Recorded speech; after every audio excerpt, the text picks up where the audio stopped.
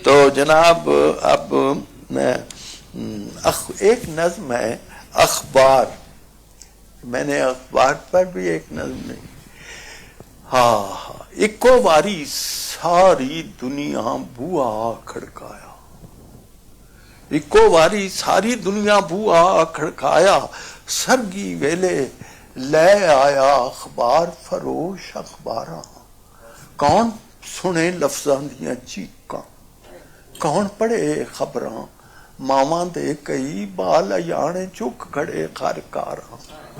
उन्हां दा कोई पता निशानी धरती ते नहीं बाकी, पानी दे नाल पानी हो गए कल मुसाफिर किन्ने, ऐसी थावें बेड़ी डुबी किसे न सुनिया चीकां।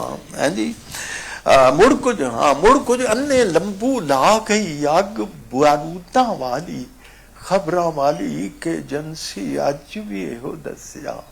कलियां नालों कोमल जुस्से विन गईयां बंदूकां, हसदियां रसदियां शहरां उत्ते बंपां दा मींह वसिया।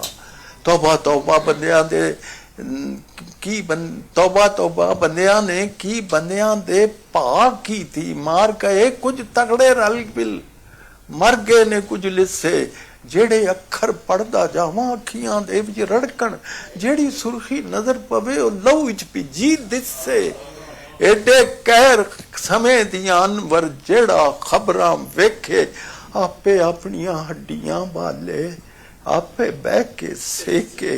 मेरे जिहा ना मूरख कोई पढ़िया लिखिया बंदा, दुखां दी मैं पंड खरीदी पल्यों पैसे दे के।